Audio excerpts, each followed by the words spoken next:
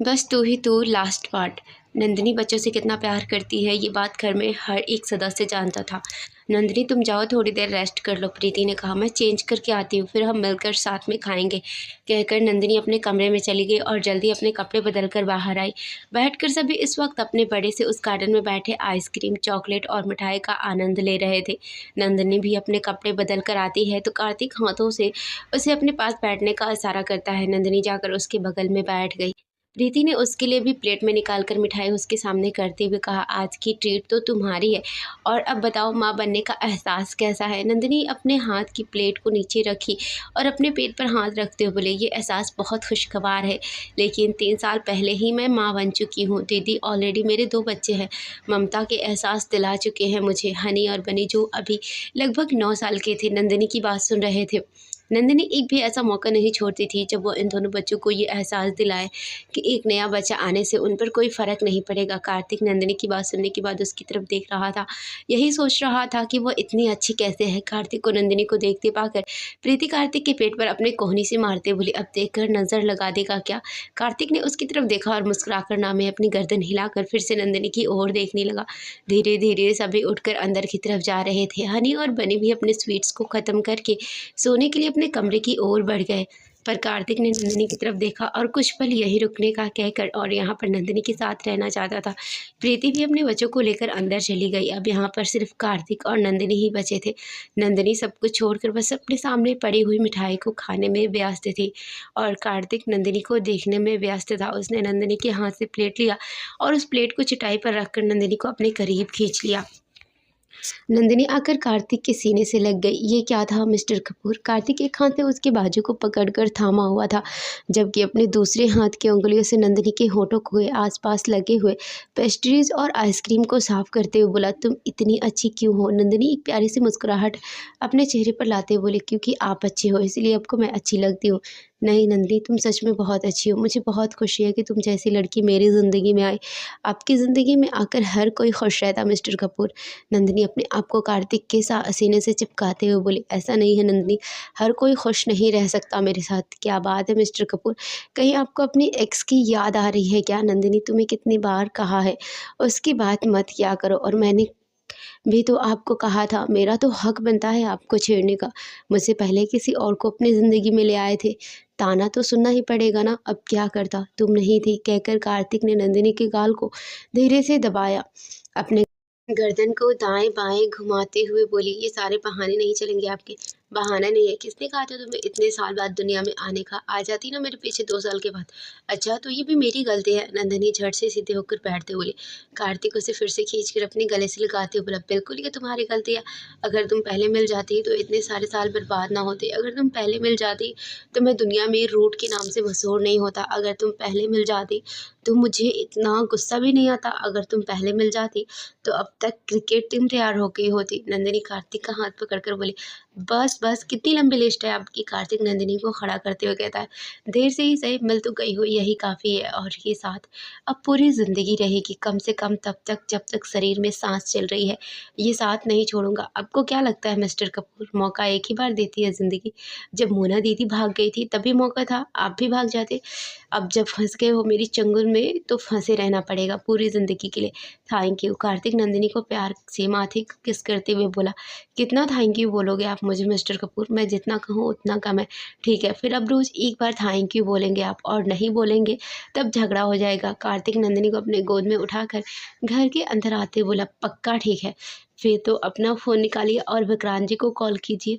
अपने हाथों को आरती के गले में लपेटते हुए नंदिनी बोली, उसका नाम मत लिया करो, जलन होती है मुझे। आपने कहा था ना आपको याद दिला दूँ, 2 दिन बाद हनी और बनी का बर्थडे है, आप कॉल कर दीजिए, अपने बच्चों के साथ आएंगे। वैसे भी हनी और बनी दोनों की पीयू के साथ बहुत अच्छी बनती है। कार्तिक अपना फ़ोन लेकर विक्रांत को कॉल करने के लिए नंबर डायल कर दिया। थोड़ी देर में विक्रांत फ़ोन उठाता है। कार्तिक बोला, और विक्रांत सब कैसा है। सब ठीक है। कार्तिक, उस बच्चे का कुछ पता चला। कार्तिक ने पूछा, नहीं पुलिस वाले ढूंढ रहे हैं, बट आई डोंट थिंक उनके पास में कुछ सुराग हाथ लगा है। ओके अच्छा सुनो, तो एक ज़रूरी काम से तुम्हें कॉल किया था मैंने। क्या बात है। विक्रांत अपना लैपटॉप साइड करते बोला, परसों हनी और बनी यानी मेरी युग और सौंदर्य की बर्थडे पार्टी है, तो तुम अपनी पूरी फैमिली के साथ आना, खास करके पीयू को ज़रूर लाना। कार्तिक नंदिनी को देखते बोला, ओके कहकर कार्तिक फ़ोन टेबल पर रखते हुए कहता है, हो गया। नंदिनी कार्तिक के साथ बैठकर बर्थडे को प्लान करने लगती है। बर्थडे का हॉल सजा हुआ था और सारे मेहमान आना ही शुरू हो चुके थे। हनी और बनी दोनों पिंक और ब्लू कलर के कपड़ों में किसी प्रिंस और प्रिंसेस की तरह तैयार थे। बड़े बड़े बैनर पर हैप्पी बर्थडे युग और सौंदर्य लिखा हुआ था। युग यानी कि बनी, सौंदर्य यानी कि हनी दोनों ही अपने नए दोस्त पीहू से मिलने के लिए बहुत उत्सुक थे।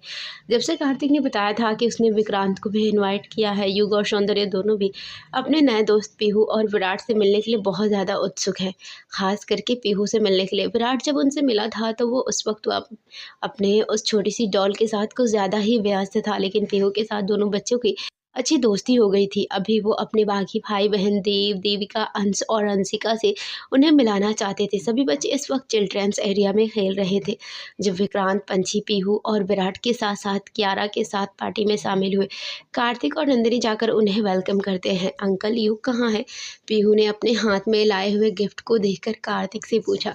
कार्तिक चिल्ड्रन एरिया की तरफ इशारा करते बोला, वो देखो वो रहा युग और वहीं पर सौंदर्य भी है।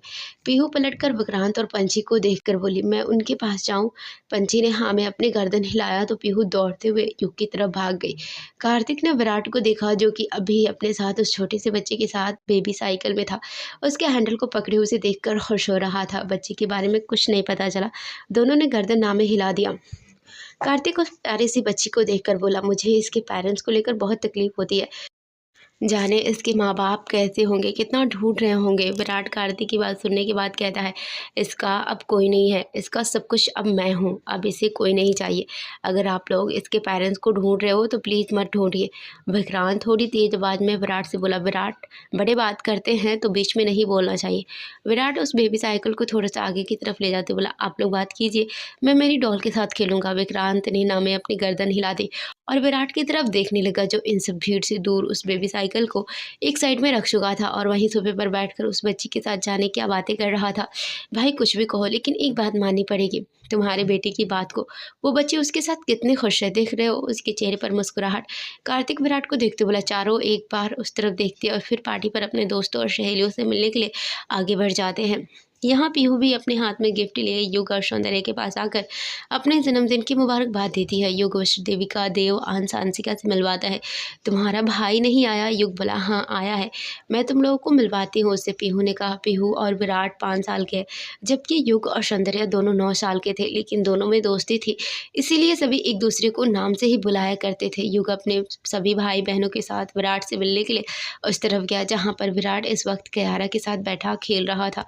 कियारा इस वक्त अपने नन्हे कदमों से यहाँ से वहाँ चल रही थी जबकि विराट उसे कुछ खिलाने की कोशिश कर रहा था। पीहू विराट के पास आई और बोली, विराट देखो हमारे फ्रेंड्स। विराट ने पीहू की बात सुनकर एक बार उन सब की तरफ देखा और छोटी सी मुस्कुराहट उन्हें देने के बाद फिर से कियारा के साथ खेलने लगा। इधर आओ, मैं तुम्हें सबसे मिलाती हूँ। पीहू ने फिर से उसका हाथ पकड़कर अपनी तरफ खींचा। विराट कियारा के नन्हे से हाथ को पकड़कर उनके सामने आकर खड़ा हो गया। पीहू ने विराट के कंधे पर हाथ रखा और एक लाइन से युग से लेकर अंशिका तक देखते बोली, फ्रेंड्स ये मेरा भाई है विराट। और विराट, युग और सौंदर्य को तो तुम जानते हो ना, और ये उसके भाई बहन है देविका, देव, अंश और अंशिका। विराट ने अपना हाथ उठाकर उन सब की तरफ हेलो कहा। देव थोड़ा सा आगे आया और कियारा के पास बैठते बोला, ये कितनी क्यूट है। देव ने कियारा के दोनों गालों को धीरे से खींचा तो कियारा खिलखिलाकर उस पर हंस पड़ी। विराट इस तरह से देव की कियारा के गाल खींचने पर उनके हाथ को झटकते बोला, ये मेरी डॉल है, इसे मत छू। देव फिर भी कियारा को देख रहा था और कियारा देव को देखकर मुस्कुरा रही थी, लेकिन विराट ने कियारा को अपने पीछे खींचते हुए कहा, मैंने कहा ना ये मेरी डॉल है, इससे बात मत करो। कियारा अभी विराट के पीछे से झांकने लगी थी। देव भी बिना डरे कियारा को देखने लगा। कियारा जो कि 2 साल की थी छोटे छोटे कदम लेकर देव की तरफ जाकर उसके हाथ को कसकर पकड़ लेती है। विराट देव को मानो इस तरह से देख रहा था जैसे वो अपनी आंखों से उसे जला देगा। विराट बर्दाश्त नहीं कर पा रहा था कि कियारा उसे वो इतना प्यार करता है। वो बस पहली मुलाकात में उसे छोड़कर देव के पास चली गई थी। तभी पंछी आई और उसने कियारा को अपनी गोद में उठाते हुए विराट और पीहू से कहा, तुम दोनों इसे परेशान कर रहे हो। कियारा पंछी के गले में अपने हाथ लपेट कर उसके कंधे पर सर रखकर आराम कर रही थी जबकि इस वक्त बर्थडे का केक काटा जा रहा था। था। विराट कहने को तो सबके साथ था, लेकिन उसकी नज़र अभी पंछी की गोद में चैन से सो रही क्यारा पर है। एक चोर नज़र विराट की थी देव पर भी, जो कि क्यारा को देखकर मुस्कुरा रहा था। बर्थडे पार्टी ख़त्म हो जाने पर जब विक्रांत अपने परिवार के साथ बाहर आने लगा तो देव दौड़कर पंछी के सामने खड़े होते बोला, आंटी, मेरा जब मन करेगा मैं क्यारा से खेलने के लिए आपके घर आ सकता हूँ? तो पंछी ने मुस्कुराकर प्रीति की तरफ देखा, जो कि उसी की साथ साथ उसके पास आई थी। प्रीति अपने बेटे के कान खींचते हुए बोली, देख रही हो, मुझे वहाँ से खींच कर लेकर आया है कि आंटी से उनका एड्रेस ले लो, मैं क्यारा के साथ खेलने के लिए उनके घर जाऊँगा। पंछी ने मुस्कुराकर प्यार से देव को देखकर माथे पर हाथ फेरते हुए कहा, बेटा, जब भी तुम्हारा मन करे तुम अपने अंकल को बता देना, और तुम ही नहीं, वो सारे बच्चों को हमारे घर पर भेज देंगे। फिर तुम लोग खेलना क्यारा के साथ। सभी बच्चे क्यारा के साथ खेलने के नाम पर खुश हो गए थे, और सबको खुश देखकर क्यारा भी ताली बजा रही थी। समुद्र के किनारे ठंडी ठंडी हवा के बीच नंदिनी और कार्तिक इस वक्त एक पानी पूरी के ठेले के पास खड़े थे। कार्तिक गुस्से से नंदिनी को घूर रहा था, जबकि नंदिनी को कार्तिक के गुस्से पर कोई फर्क नहीं पड़ रहा था। उसने मुस्कुराते हुए कार्तिक के गाल खींचते हुए कहा, मुझे गोलगप्पे खाना है, लेकिन आपके गाल मुझे गोलगप्पे नज़र आ रहे हैं। ऐसे गाल फुलाए क्यों नज़र आ रहे हैं? जान, ये हेल्दी नहीं है। मैं तुम्हें होटल में खिला रहा था ना मिस्टर कपूर, पानी पूरी यहाँ खाने में मज़ा आता है। वो होटल का भी पानी पूरी कोई पानी पूरी होता है? तभी पानी पूरी वाले ने पानी पूरी नंदिनी की कटोरी में डाली, और नंदिनी जैसे उसे अपने हाथों में लिया, कार्तिक उसके हाथ को पकड़ते बोला, प्लीज़ जान मत खाओ, बीमार हो जाओगे। मिस्टर कपूर, मैं पूरी ज़िंदगी ये खाती आई हूँ, कुछ नहीं होगा मुझे, कहकर नंदिनी ने उस पानी पूरी को अपने मुँह में लिया और अपनी आँखें बंद करके उसे खाने लगी।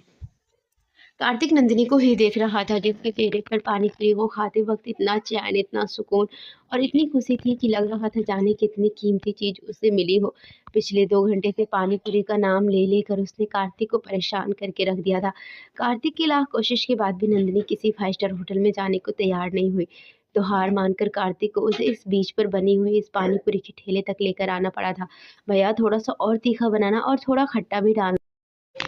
नंदिनी ने अपने मुंह की पानी पूरी को ख़त्म होते ही पानी पूरी वाले को अपने ऑर्डर बता दिए। नंदिनी ने जैसे ही दूसरी पानी पूरी को अपने मुंह में लिया, कार्तिक ने देखा उसके लाल हो रहे चेहरे को।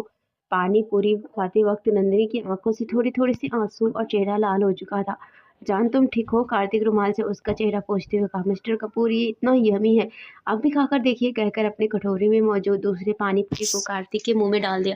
और कार्तिक, जिसने इस वक्त ना खाने के लिए अपना मुंह खोला ही था, अचानक से अपने मुंह में आए हुए इस पानी पूरी को खाते अपनी आंखों को बंद कर लेता है। अब ये पानी पूरी उसे ना तो खाया जा रहा था और ना ही उगला जा रहा था। पानी पूरी इतना तीखा था कि उसने अपनी आंखों को कसकर बंद किया और जैसे तैसे निकल कर पानी की बोतल की तरफ अपने हाथ बढ़ा दिए। तुम पागल हो गई हो, इतना तीखा कोई खाता है क्या? कहकर उसने जल्दी जल्दी पानी के घूंट अपने मुंह में भरना शुरू किया। मिस्टर कपूर, ये इतना यमी है, आप इसे कैसे ऐसा कह सकते हो? नंदिनी ने एक और पानी पूरी अपने मुंह में डाला तो कार्तिक अपना मुंह खोले नंदिनी को ही देखता रह गया। उसने अपनी गर्दन नामे हिलाते हुए कहा, तुम आज के बाद दोबारा यहाँ कभी नहीं आओगे। तुम्हें जब भी पानी पूरी खाना होगा घर पे सर्वेंट को बताओगी और वो बनाएंगे तुम्हारे लिए। कार्तिक वहाँ किसी सिक्योरिटी गार्ड की तरह अपने हाथ बांधे खड़ा था, जबकि नंदिनी ने पहले तो मन भर के पानी पूरी खाया, उसके बाद वहाँ का छोला चाट खाया और फिर अपनी जुबान को गोल गोल घुमाते बोले, मिस्टर कपूर, ये बहुत तीखा था, प्लीज़ अब जल्दी जल्दी जलेबी खिला दीजिए। नंदिनी की ये कहते ही कार्तिक अपनी आंखें छोटी करके नंदिनी को देख रहा था। वो इस लड़की को कब से चिल्ला चिल्ला कर कह रहा था कि मत खाओ, तीखा है, पर उस वक्त इसे वही सबसे टेस्टी चीज़ नज़र आ रही थी, और अब जब उसका पेट भर गया तो उसे वो तीखा लग रहा था।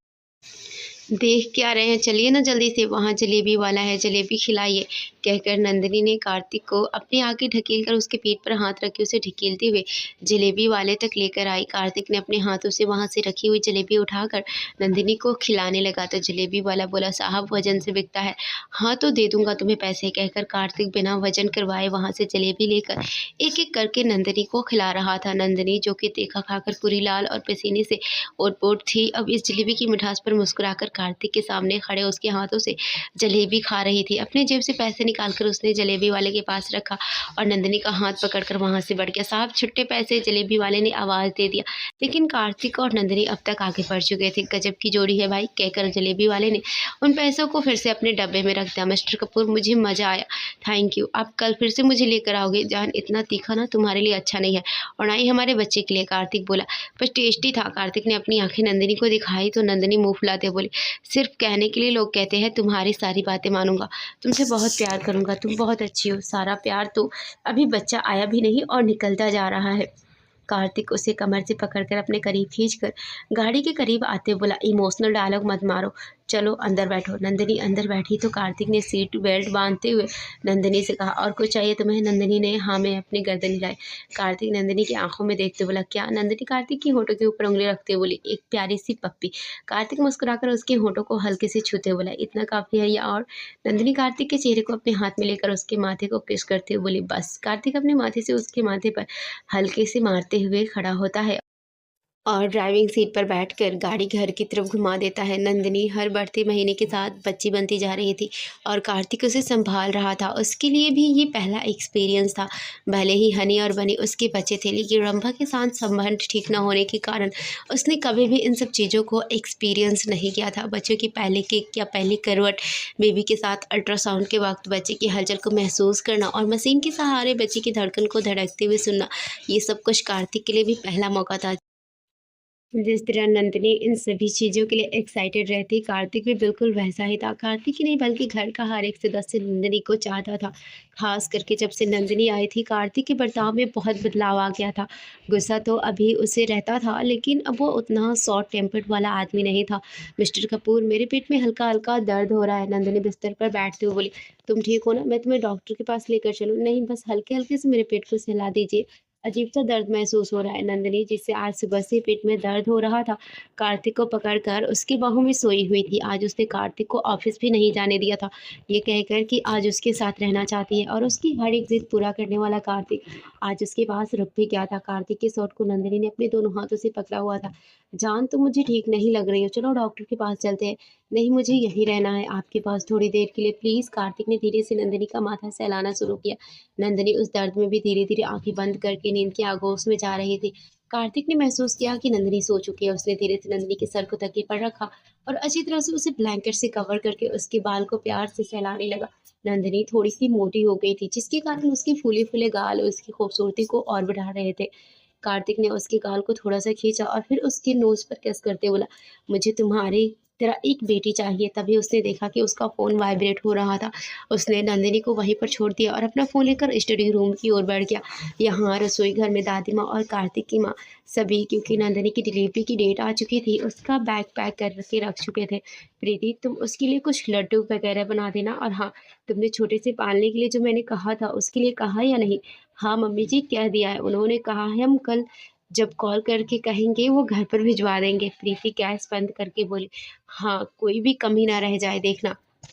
बस सब कुछ अच्छे-अच्छे से हो जाए और हमारी नंदिनी एक प्यारे से बच्चे को लेकर इस घर में आए। हाँ, वैसे भी उसके दिन तो आगे बढ़ गए हैं, कहकर प्रीति ने लड्डुओं को डब्बे में भरने लगी, जो अभी ये तीनों मिलकर बना रही थी। अभी तीनों एक साथ चलकर किचन से बाहर आई ही थी कि उन्हें सामने आँख मलती हुई नंदिनी दिखाई दी। नंदिनी, कैसी है तबीयत तुम्हारी बेटा? डॉक्टर के पास चलोगी क्या? दादी माँ ने कहा ही था कि नंदिनी के पैर सामने वाले कारपेट पर फँसा और वो ज़मीन पर गिरने लगी। वो अपने पेट के बल ही ज़मीन पर गिरती, पर अपने हथेलियों से उसने अपने आप को सँभाल लिया, लेकिन वो अपने आप को गिरने से बचा नहीं सकी। उसको इस तरह से गिरते हुए देखकर कार्तिक की माँ, दादी और प्रीति तीनों एक साथ नंदिनी का नाम लेकर चीख पड़ी। प्रीति और सबकी चीखने की आवाज़ कार्तिक के कानों में भी पड़ी। इस तरह नंदिनी के नाम लेकर चीखे जाने पर कार्तिक ने अपने हाथ में मौजूद फाइल को वहीं टेबल पर फेंका और अपने बेडरूम की तरफ भागा। स्टडी रूम का दरवाज़ा उसके बेडरूम में खुलता था, लेकिन बेडरूम खाली था। दरवाज़ा अभी भी खुला हुआ था, तो कार्तिक दरवाजे से बाहर की तरफ भागा। जान, उसके मुँह से भी एक चीख निकली, क्योंकि इस वक्त नंदिनी ज़मीन पर पड़ी हुई बेहोश थी, जबकि प्रीति उसके गाल को थपथपाकर उसे आवाज़ दे रही थी। क्या हुआ? कार्तिक उसके पास बैठते बोला, ये गिर गई। प्रीति की आवाज़ में इतना खौफ था कि उस खौफ को महसूस करते ही कार्तिक मानो अंदर तक सिहर गया। तभी कार्तिक की नज़र नंदिनी के पैर पर गई, जिसके पायल की नग वहाँ के कारपेट में फंसा हुआ था। उसने जल्दी से खींचकर पायल और उस कारपेट की लेस को अलग किया, नंदिनी को गोद में उठाया और घर से बाहर की ओर भागा। घर के बाकी लोग भी जो इस वक्त घर पर थे, सभी अपनी गाड़ी लेकर ड्राइवर के साथ अस्पताल के लिए निकल चुके थे। बैक सीट पर नंदिनी को गोद में लिए कार्तिक कुछ नहीं बोल रहा था। वो बस उसे अपने सीने से लगाए ऊपर वाले से दुआ कर रहा था। ड्राइवर, जो कि इस वक्त की इमरजेंसी को समझ रहा था, गाड़ी को सुरक्षा के साथ तेजी से चलाते हुए अस्पताल के रास्ते की ओर बढ़ गया। प्रीति ने सत्यम को कॉल कर दिया था, तो सत्यम ने अस्पताल में कॉल करके ये बता दिया कि कार्तिक नंदिनी को लेकर आने वाला है। नंदिनी के डॉक्टर को बुला लिया गया था और इस वक्त वो अस्पताल के बाहर खड़ी थी। कार्तिक के मुंह से एक लफ्ज़ नहीं निकल रहा था, बस वो नंदिनी को अपने गोद में लिए उसे सीने से लगाए एकटक सामने देख रहा था, मानो जैसे उसे होश ना हो। हॉस्पिटल ड्राइवर कार्तिक से कहा, सर हॉस्पिटल आ गया। वो जल्दी से निकल कर आया और कार्तिक की तरफ को दरवाज़ा खोल दिया। दरवाज़ा खोलने की आवाज़ पर कार्तिक की नज़र उस पर गई और वो जल्दी से नंदिनी को गोद में उठाए बाहर निकला। नंदिनी के हाथ अभी भी हवा में झूल रहे थे, जिसका मतलब था कि वो अभी भी बेहोश थी। डॉक्टर, वार्ड बॉय, स्ट्रेचर सब इस वक्त वहीं पर था।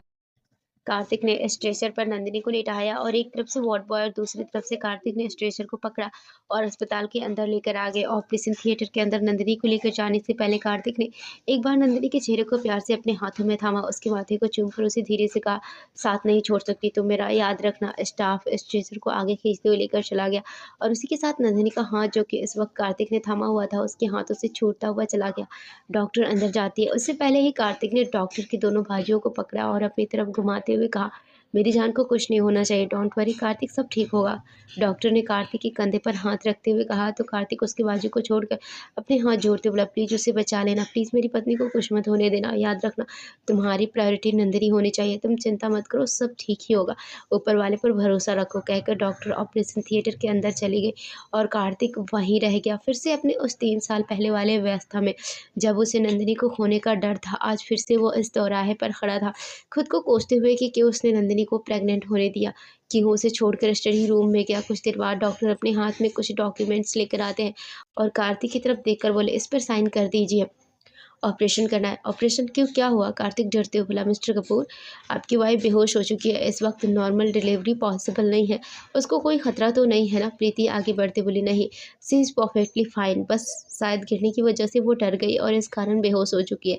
ऑपरेशन करके हम बच्चे को निकाल लेंगे। प्रीति कार्तिक के कंधे पर हाथ रखकर साइन करने के लिए पेपर की तरफ इशारा किया। कार्तिक डॉक्यूमेंट पर साइन करके डॉक्टर के हाथ में देकर बोला, प्लीज़ इसे। वो कुछ और कहता उससे पहले ही डॉक्टर उसके कंधे पर हाथ रख के बोले, don't worry, her delivery normal नहीं होता है ना, उन्हें कुछ नहीं होगा। डॉक्टर अंदर जा चुके थे। लगभग 1 घंटा होने को आया था। पूरा परिवार इस वक्त ऑपरेशन थिएटर के बाहर ही खड़ा था। सिस्टर एक प्यारे से बच्चे को कपड़े में लपेट कर लेकर आई। दरवाज़ा खुलते ही नर्स को बच्चे को लेकर आता देख सभी उनकी तरफ भागे। नर्स मुस्कुराकर कार्तिक को देखकर बोली, कॉन्ग्रेचुलेशन बेटा है। कार्तिक अपना हाथ बढ़ाकर बच्चे को गोद में लेता है और प्यार से उसकी तरफ देखने लगता है। बिल्कुल नंदिनी के जैसे चेहरा लग रहा था। बच्चे को देखने के बाद कार्तिक ने कहा, मेरी वाइफ ठीक है ना? जी, अभी बेहोश है, आप 2 घंटे बाद उनसे मिल सकते हैं। कार्तिक बच्चे को देखने के बाद अपने घरवालों की तरफ बच्चे को दिखाते बोला, ये तो बिल्कुल जूनियर नंदिनी लग रहा है। सभी ने एक झलक अपने उस बच्चे को देखकर वापस बच्चे को नर्स के हवाले कर देते हैं। थोड़ी देर बाद नंदिनी को नॉर्मल वार्ड में शिफ्ट कर दिया गया। वो अब पहले से काफ़ी ठीक थी, होश में थी। कार्तिक जैसे उसके कमरे में गया, नंदिनी मुस्कुराकर अपनी हथेली को खोलकर उसकी तरफ फैलाती है, कैसी हो तुम? ज़्यादा दर्द हो रहा है क्या? मैं ठीक हूँ मिस्टर कपूर, आपने बच्चे को देखा? बिल्कुल तुम्हारी तरह जूनियर नंदिनी दिखता है। कार्तिक बोला, मिस्टर कपूर वो लड़का है। नंदिनी ने मुंह बनाते हुए कहा, तुमने उसे देखा नहीं अभी ठीक से, शायद वो बिल्कुल तुम्हारी कार्बन कॉपी लग रहा है। रघुवीर जी इस वक्त वहीं सोफे पर बैठे थे, आंखों में नमी लिए उस बच्चे को ऐसे देख रहे थे मानो जैसे उन्होंने पहली बार नंदिनी को लिया हो। कार्तिक के पापा उनके कंधे पर हाथ रखते हैं। रघुवीर जी बच्चे को उनके हाथों में देते हुए बोले, नंदिनी जब हुई थी बिल्कुल ऐसी ही दिखती थी, उस वक्त कितनी तेज़ी से बदल गया, आज मेरी नंदिनी इतनी बड़ी हो गई। रघुवीर जी वहीं सोफे पर बैठे बैठे नंदिनी और कार्तिक को देख रहे थे। नंदिनी जो कि इस वक्त बिस्तर पर लेटी हुई थी और कार्तिक उसकी हथेली पर अपने हाथ को रखे उससे बातें कर रहा था। कुछ ही देर में अरविंद और रिंकी घर के सभी बच्चों को लेकर आए। सभी अपने छोटे भाई बहन को देखने के लिए उत्सुक है। देव बच्चा को देखने के बाद प्रीति की तरफ देखकर बोला, मॉम ये बहुत प्यारा है, लेकिन आपको पता है इससे भी ज़्यादा प्यारी तो क्यारा है। प्रीति आंखें दिखाकर देव को देखने लगती है तो देव अपनी बहन देविका की ओर देखते बोला, तुम बताओ दीदी, क्यारा इससे ज़्यादा क्यूट है ना? सभी इस पर घूर कर देव को देख रहे थे, जिसने कि अभी उस न्यू बॉर्न बेबी का कंपैरिजन क्यारा के साथ किया था। देव थोड़ा सा डरते हुए पीछे खसक गया और सत्यम के पीछे जाकर छिप गया तो सब ठहाका मारकर उसके ऊपर हंस पड़े। अपनी बहन की शादी में शामिल होने के लिए आई नंदिनी की शादी मोना के भाग जाने के कारण कार्तिक से हुई थी, मगर आज कार्तिक और नंदिनी एक आइडियल कपल है। दोनों अपने अपने फील्ड में माहिर थे। कार्तिक रंभा के साथ एक बार शादी करके शादी के अनुभव को कड़वा समझ रहा था और बस अपने बच्चों के लिए दूसरी शादी के लिए मान गया था। नंदिनी के उसकी ज़िंदगी में आते ही न सिर्फ उसे प्यार का एहसास हुआ, बल्कि उसके लिए इस शादीशुदा लाइफ में मिठास थी। नंदिनी उसे अपने इशारों पर नचाती थी और कार्तिक खुशी खुशी उसके इशारों पर नाचता था।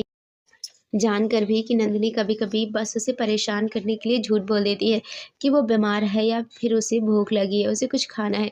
कार्तिक फिर भी उसकी उँगली के इशारों पर नाचता रहता है। नंदिनी ने अपने बच्चों को प्यार दिया ही, बल्कि हनी और बनी को भी उसने कभी इस बात का एहसास नहीं होने दिया कि उसे उसने अपनी कोख से जन्म नहीं दिया था। नंदिनी हनी और बनी के लिए भी कार्तिक से ज़्यादा प्यारी है। ज़्यादा प्यार उन्हें नंदिनी से था। सारे बच्चे बड़े हो रहे थे और कियारा के पेरेंट्स का कुछ पता नहीं चला, जिस वजह से विक्रांत और पंची ने कियारा को कानूनी तौर पे अडॉप्ट कर लिया। और हमारे ये सारे लव कपल्स जिनकी उम्र तो बढ़ रही थी लेकिन उनके अंदर रोमांस टीनेजर्स वाली आती जा रही थी। तो फ्रेंड्स, ये स्टोरी आपको कैसी लगी कमेंट करके ज़रूर बताएं। और अब इस स्टोरी को यहाँ एंड करते हैं और छोड़ते हैं कपूर परिवार को उनकी इन सभी खुशियों के साथ। और हम मिलते हैं अपने नए स्टोरी में। कहानी को आपने बहुत सारा प्यार दिया, उसके लिए बहुत बहुत शुक्रिया। ही मेरी दूसरी कहानियों को भी सुने और हमारे चैनल को सब्सक्राइब करके बेल आइकन को हिट ज़रूर कर दें। Thanks for watching.